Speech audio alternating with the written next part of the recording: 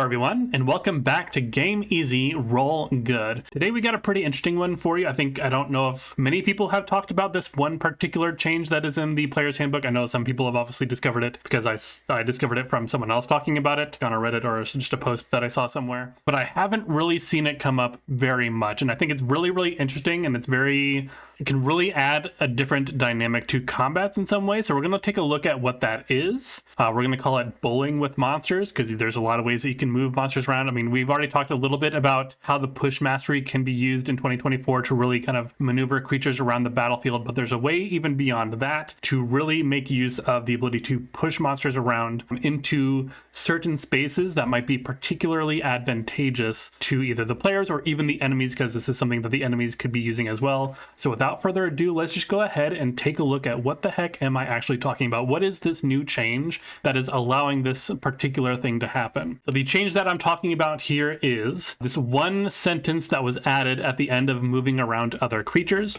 Last paragraph is the one that we're going to focus on mostly in this video. It says, you can't willingly end a move in a space occupied by another creature. That was the same as it was in 2014, but this last sentence that is highlighted here is the one that was added in 2024. At least I wasn't able to find it in any of the pre-existing rules. I looked through the 2014 rulebook the best I could. I looked through like Xanathar's and Tasha's. I didn't see anything in there, and I think if a rule like this did exist previously, it would have been in one of those three books at least. It says, if you somehow end a turn in a space with another creature, you have the prone condition unless you are tiny or are of a larger size than the other creature. So there are some restrictions, of course.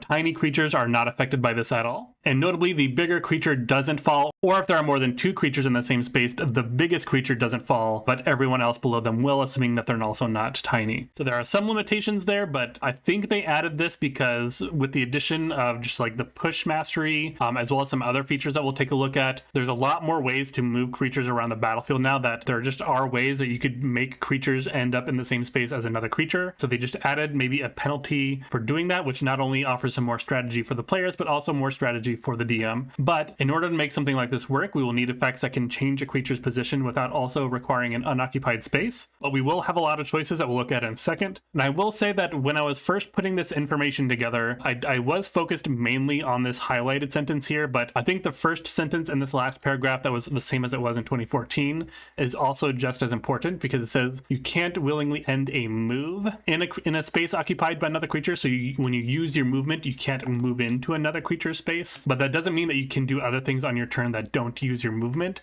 that will put you in another creature space. And in doing so, you could cause either yourself and or the other creature to fall prone at the end of your turn based on the size differential that's going on. And we'll talk about kind of like maybe how that might play out throughout this video as well. So the majority of the features that we're going to cover in this video are mainly around pushing enemies around, possibly usually into other enemies most likely, although there might be some situations where you might want to push them into your ally space if the size differential isn't going to cause them to fall prone as well. But we will mention some things that also allow a player to put themselves in another creature's space in order to take advantage of this rule as well. I can't guarantee that I've gotten every feature that does both of these things, to be honest, just because there are a lot of rules that can possibly do this in the game, but I should have gotten most of the ones that can move enemies, probably many of the ones, or at least many of the general ideas of things that can put yourself in another space as another creature, but probably not all of them, because it's just one of the things that I was most recently going over. Let's go ahead and get started and actually look at the things that maybe features that can't bowl. These are going to be things that require an unoccupied space, but maybe with some more liberal interpretations of the rules that a DM might allow it. So first, we're going to look at, again, features that can't bowl, maybe. So first would be the Crusher Feat. The Crusher Feat does allow you to push a creature up to 5 feet into an unoccupied space, provided that that creature is no more than one size larger than you. So under normal circumstances, this wouldn't allow you to push it into the space of another creature. But depending on how you, and more importantly your DM, kind of define the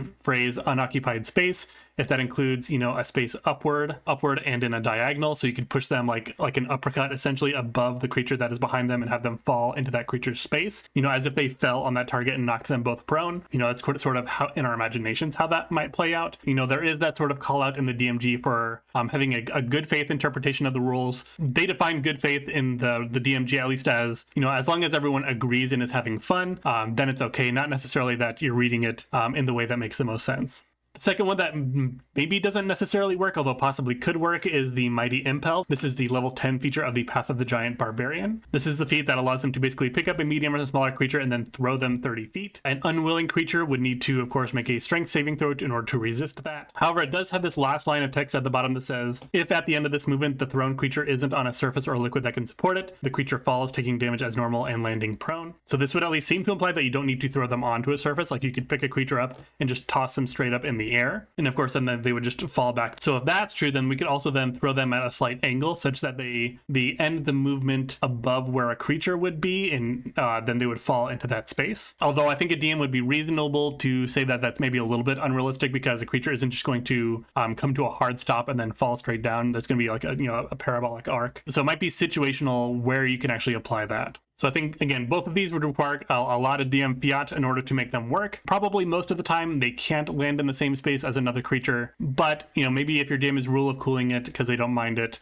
they might allow it. But let's look at features that actually do. So we're going to first start with general rules at Bull. First, of course, is the Push Mastery, new to 2024. This one is limited to creatures that are large or smaller, so it is a little bit less flexible, although you can do it on every attack. Notably, it does say that you can push a creature up to 10 feet away, not exactly 10 feet. So this gives you a little bit more precision with how far you're pushing a creature. And then the second general rule here is going to be the unarmed strike shove option. So when you're going to make an unarmed strike, you can choose to sacrifice the attack roll to instead force the enemy to make a saving throw. They make strength or dexterity saving throw, and then you can either push them 5 feet or knock them prone. Obviously, if you just want that creature to be prone, you can just choose to knock them prone instead. However, if there's an enemy that is within 5 feet of them and you want to create an opening for your other martial allies as well, you can push them into that creature's space, and then of course at the end of your turn, one or both of them will fall prone depending on the size differentials. Notably, unlike the Push Mastery, this one is limited only to creatures who are no more than one size larger than you. So if you are able to get bigger, you could affect larger creatures this way. But if you are only ever going to be medium sized, then there's no real difference between this and the Push Mastery as far as the size restrictions go. Those are the basic general rules that can do this. Let's move on to maybe species that have features that allow us to bowl. So first it's going to be the Minotaur with their hammering horns. So this also can affect a creature that is no more than one size larger than you. This says when you hit with a melee attack as part of your attack action, you can use a bonus action to shove the creature, basically. They make a strength saving throw against it, and then on a failure, you can push them up to 10 feet away. So again, that up to text is pretty useful because, again, it allows you a certain level of precision. And if you're able to stack multiple of these effects on one push, then you can be really, really precise with how far they go. And then the Herongon's Rabbit Hop, I think, is one particular standout as far as way for you as a player to put yourself in another creature's space. So the Rabbit Hop says as a bonus action, you can jump a number of feet equal to 5 times your proficiency bonus without provoking opportunity attacks. You can only use this trait if your speed is greater than 0. You can use it a number of times equal to your proficiency bonus, getting all back on a long rest. So a normal jump does use your movement, like using the normal jumping rules, but this is a special bonus action that does not use your movement at all. So remember that the rule says that you cannot end your move in a creature's space, but you can use this bonus action to jump into a creature's space because it doesn't require you to jump into an unoccupied space. So you can imagine like if you had like a Path of the Giant Herongon or a Rune Knight Herongon who can get bigger, that they can almost like be like a sumo wrestler, like a rabbit sumo wrestler who's just throwing their weight around. I think that's kind of a really cool option. I did want to point out some possible things, but I think they're a little less, maybe a little more contentious, a little more maybe controversial for some people. I don't know that I would necessarily allow these all the time, but so we have flying species like our Aarakocra, Fairy, Owlin, and the Aasimar who can do so on a limited use at least. While you can't end your movement in a creature space, a flying creature could technically fly above a creature space, and that is ending their movement above a creature space, and then just choose to fall, and then they would end their turn in that creature space. I think it would be reasonable for a DM to say that basically counts as ending your movement in their space, so I don't know that everyone would count that. I think, if we're being very technical, technically works, but it might be, again, not a good faith argument. There's teleporting species like your Eladrin, Shatterkai, and Astral Elf, who basically have like a Misty Step. So if your DM allows you to Misty Step basically into the air, you could, similar to a flying creature, Misty Step above a creature's space and then fall into it. This maybe has a little bit more support because, again, you're not using your movement to move there. You're using a Misty Step essentially, or a feature that works very similarly to it. So this is kind of like the sort of like the anime, teleports above you, nothing personal kid, and then kind of dropping on them, and then they fall prone, and maybe you fall prone as well, depending on how far you fell, how big big they were, size differentials and all that. So teleporting species maybe could pull this off. And then there are gliding species, that being the Hadozi from Spelljammer and the Simic hybrid from the Guildmaster's Guide to Ravnica. Both of these have a feature that allow them to glide a certain distance. The glide specifically, again, does not use movement. So even if they use their movement to, jump in the air and then glide, technically, again, that is not using their movement to end in the space. But again, I think similar to the flying species, that is a very gray area that a DM, I think, would reasonably be able to say that basically counts as ending your move in that creature space and maybe wouldn't work.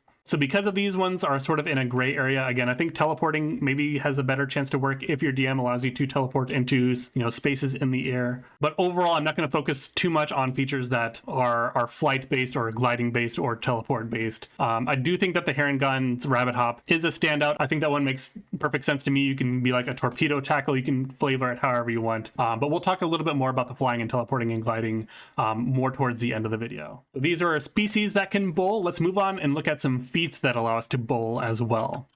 So the first one that we have here is the Shield Master feat. Of course, this gives you a shield bash. So when you take the attack action and you hit with a melee weapon, it allows you to make a shield bash for free. It does not use your bonus action. It doesn't use one of your attacks. This is basically the same thing as the shove, where you can either knock them prone or shove them 5 feet. And again, if you just want to knock that creature prone, then you can knock that creature prone where they are, or you can shove them into the space of another enemy that is within 5 feet of them, and then force maybe one or both of those creatures to fall prone. The second feat would be Strike of the Giant, specifically choosing the Stone Giant option. This basically gives you a limited use proficiency bonus per long rest when you hit a creature with an attack. Force them to make a strength saving throw, or they are pushed 10 feet away from you in a straight line. Notably, this one has to be exactly 10 feat. The Tavern Brawler feat is an origin feat now in 2024, and it has a push feature. So when you hit a creature with an unarmed strike as part of the attack action on your turn, you deal damage to the target and also push them 5 feet away from you. But you can only do this once per turn, but once is all you really need if you're trying to get them into another creature space within 5 feet. Or you can combine this with other effects that allow you to push as well.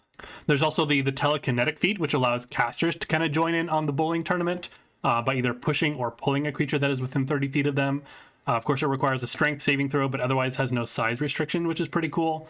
Another thing to note about the telekinetic feat as well is that because it doesn't do damage, you can use this on an ally as well. If you maybe have an ally who's larger than an enemy who they're within 5 feet of, you can, pull or push them towards that enemy and move them into that enemy space such that the enemy falls prone at the end of your turn. And that's just one more reason why I just personally love the telekinetic feat. I thought that push-pull was already very, very good. And now it's in 2024, it's just even better. So the last of the feats that applies here would be the Charger feat. So this gives you the charge attack. If you move at least 10 feet in a straight line toward a target immediately before hitting it with a melee attack as part of the attack action, you can choose to either deal more damage or you can choose to push them up to 10 feet away, provided that the creature is no more than one size larger than you. And you can only do this once per turn. But again, it does say that up to 10 feet. So it allows you that extra precision, especially if you combine it with things like the push mastery and other effects that also have that up to language. So I think that's just really cool. So those are all the feats that we can use to kind of take advantage of this rule. But let's look at different class features that let us bowl as well.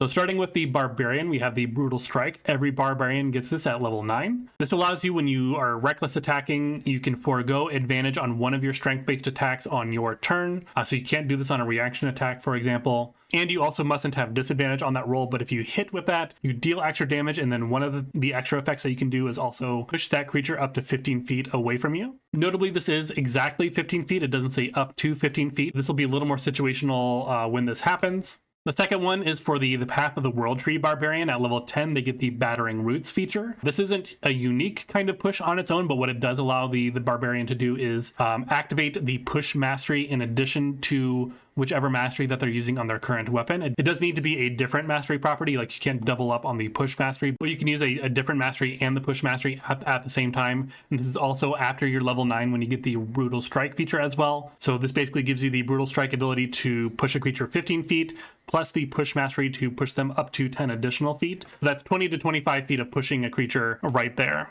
So then skipping directly to the Druid. The Druid has the new Circle of the Sea subclass, which when I covered it initially in my, new subclass or subclass changes video for 2024. I don't really think that the Circle of the Sea is particularly great. However, this is one situation where it might actually be decent. So they have a feature at level 3 called Wrath of the Sea. This is basically their alternate use of Wild Shape. They get a 5-foot emanation around them, and when you activate it, and then as a bonus action on later turns, any creature that is within that emanation you can force to make a Constitution saving throw, and then on a failure you can push them up to 15 feet away from you, provided that they are large or smaller. So you sort of have this like wave dashing playstyle to kind of try to push creatures around. It'd be kind of cool if this wasn't once per turn and just like when a creature enters it or whatever, that you can try to activate that as well, but that isn't what it is, so we won't worry too much about that. It probably still isn't an amazing subclass, but if you were trying to do that and being kind of very strategic with how you move around certain enemies and are pushing them into certain things, you could definitely get a lot out of this, because you are not only pushing them, but you are also causing one or more creatures to fall prone.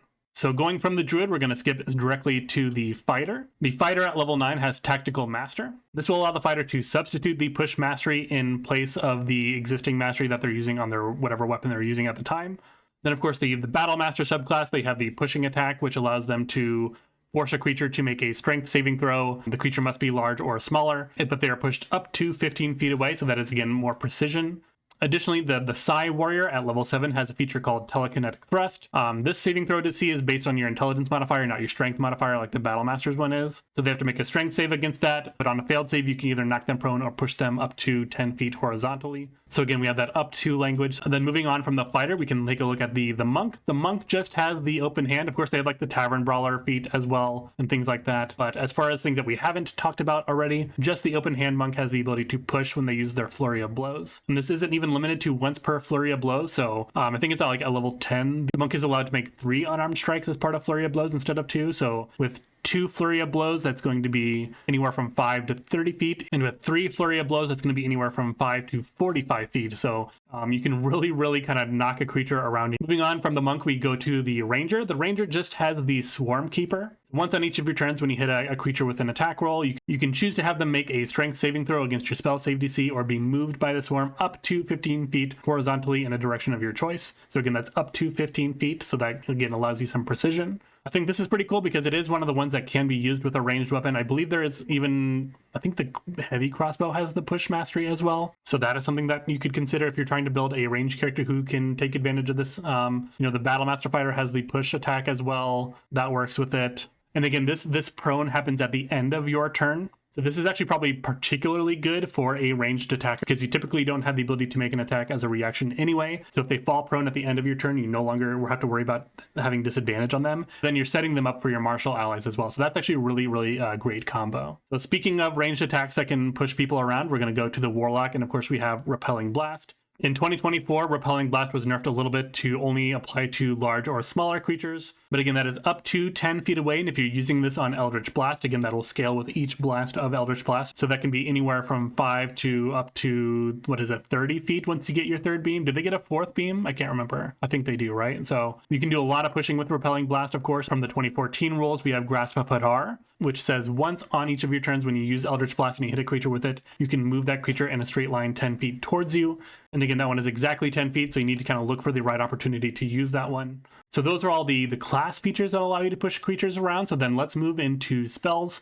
I probably didn't get all the spells, but I believe I got most of them. And again, I'm not focusing things on that fly or teleport, for example, but just keep those in mind as we're going through these spells. So for cantrips, we have Gust, Lightning Lure, and Thorn Whip. Level 1 spells, Command, Thunderous Smite, and Thunderwave. Level 2, Gust of Wind and Suggestion, nothing at level 3. Level 4 has Compulsion, Confusion, Control Water, Dominate Beast, Grasping Vine. Level 5, Big Beast Hand, Dominate Monster, Maelstrom, Telekinesis, Yolanda's Regal Presence. Level 6, Guards and Wards, Investiture of Wind and Mass Suggestion. Level 7, nothing. Level 8, Dominate Monster and Tsunami. And level 9, nothing. So some of these spells are certainly better at doing this than others, or at least more precise at doing this than others. So for example, I think Lightning Lure and Thorn Whip are both very good candidates. I believe Thorn Whip is up to a certain amount of feet, and I believe Lightning Lure is an exact amount. I don't quite remember the text of them off the top of my head. But these are both cantrips. They don't cost you a spell slot to do this. So I think if you are a caster and you don't feel that a higher level spell slot is necessary in the moment, and you see the opportunity to pull a creature closer and put them in the same space as another creature to force them to fall prone at the end of your turn, I think that's a very good plan in a great way to level up these cantrips. Some of these spells are much harder to control, things like Maelstrom or Tsunami or Guards and Wards and things like that. Things that kind of pull creatures in or kind of have more random effects. These are things that might cause creatures to end up in the same space as another creature more incidentally, but if it comes up in the moment, you might want to remember that this rule exists and say, oh, hey, these creatures are in the same space, so at the end of this turn, they fall prone. And then the one thing that I think might be up for debate is if things like Command, Suggestion, Compulsion, Confusion, and Mass Suggestion, things like that, if they count. Because again, the rule said that you can't willingly end your move in another creature space, but again, one of the things that Wizards of the Coast hasn't really done is define what willingly means in a mechanical sense. I think one of the simpler metrics that I tend to use is, did they have to make a saving throw to avoid the effect? And if so, then it's naturally unwilling. So for example, if you use Command Flee, that creature might flee in a direction, and if they end their movement in another creature space, then of course that creature and the other creature may or may not fall prone depending on the sizes. And then for like Suggestion and Mass Suggestion, in 2024, that was updated to just say that whatever the suggestion is must not obviously cause damage to the creature or its allies. And you just say, and you just tell them to say, hey, basically go tackle that creature, or go glomp that creature. Just in some way try to instruct them to basically end in the same space as that creature in such a way that they would both fall prone. Try to describe it in a way that would make sense for that action to happen, both of them falling prone. I think that is reasonable, although that'll definitely be up to the DM as how they interpret suggestion. Similarly, Compulsion and Confusion, it depends on, again, how the DM defines unwilling. But again, I think, did they have to make a saving throw? If so, then yes, it's unwilling. That's my personal opinion, at least in these specific examples. And then, of course, you have things like the Dominate spells. And I think those, just by name alone, are obviously unwilling actions.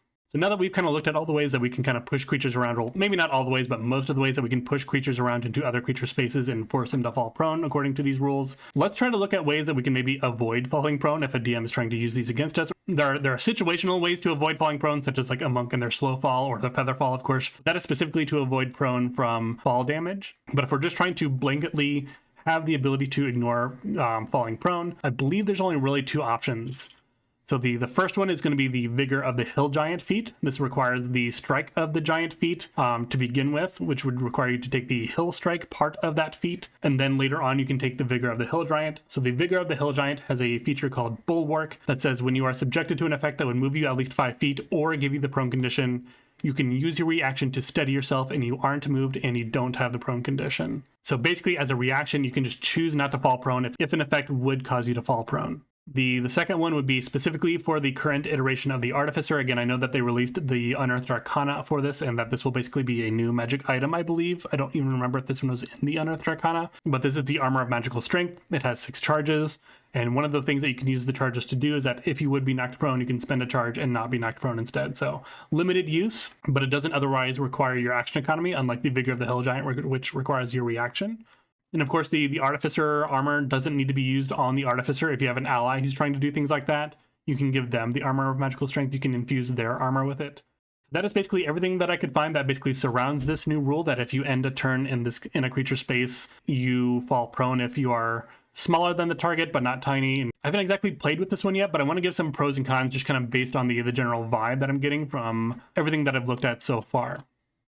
So first, what I think I like about it is that I feel like it'll add just another dynamic to combat, especially larger combats. It's going to help create more movement in combat. Again, the push mastery was already going to do that already, but if there's even more incentive to use a push mastery and use other push effects, such as to push creatures into other creatures and cause them to fall prone, again, that's just a very exciting thing for players to do, or even for enemies to do to the players. I think it can help large combats feel as messy as they should be, with creatures falling over and getting trampled. And I do like that this mostly benefits melee characters, just giving them more tools to affect the shape of an encounter. Although, again, I do think that there's a particular carve-out for bow users, specifically crossbow users, because I believe, again, heavy crossbow, I believe, has the push mastery to, again, do all the damage that you need to do on your turn. But if you have the opportunity to use that push mastery or another push effect as well to push that creature into another enemy space and then have them fall prone, you then create an opening for your martial allies and creating more teamwork.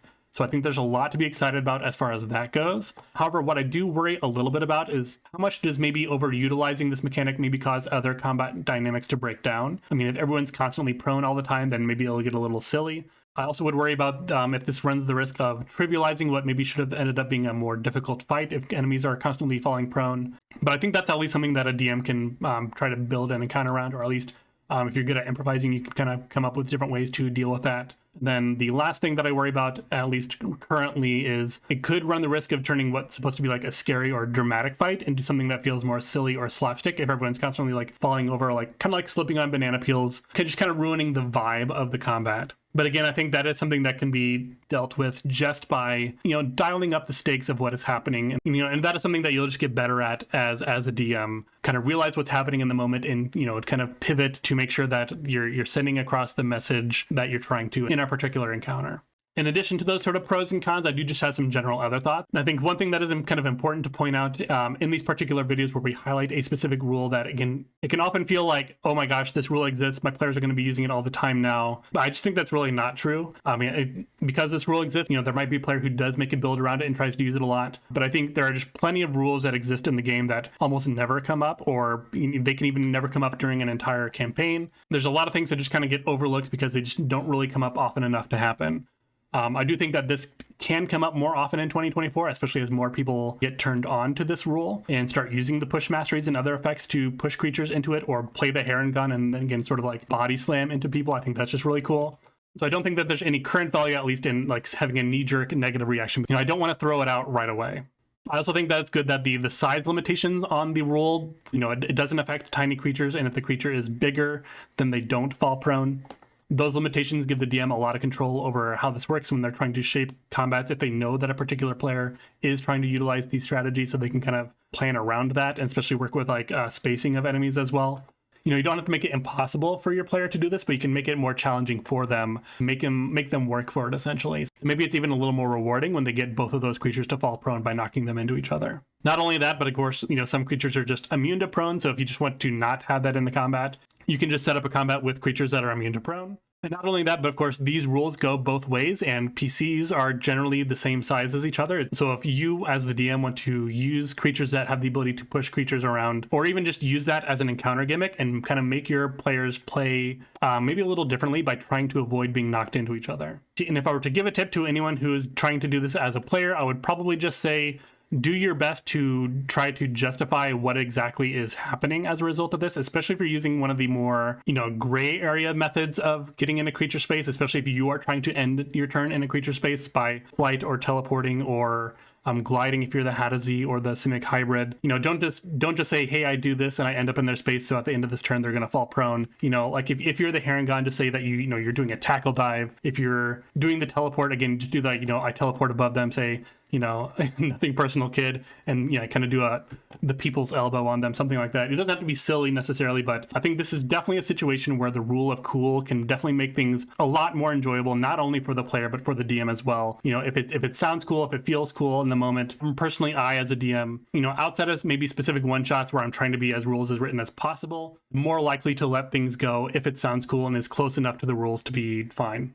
So that's everything I had for this video. I know it's kind of a lot that I was kind of throwing out, so let me know what you think about anything that I covered in this video. Were you aware of this rule before watching this video, or have you used this rule already, and how did that work out? How did this actually feel in practice? Because again, I don't want to really have a strong opinion about it right now without actually using it. Again, I'm thinking about possibly putting together a one-shot with my play group to say, build characters that are going to use this rule in one way or the other, and just basically create like a Royal Rumble or something to just say, okay, I want everyone being pushed into each other as much as possible, just to really get a feel for how much this bogs down combat or not. So yeah, let me know what you think about any of it down in the comments down below. If you've used it, I definitely want to hear from you down in the comments down below. Just how did it play out? Was it fun? Was it not as fun? Did it bog down combat in certain ways? I'm definitely interested in how this affects the dynamics of encounters. And while you're going down to those comments, please hit that like button. I would appreciate that quite a bit.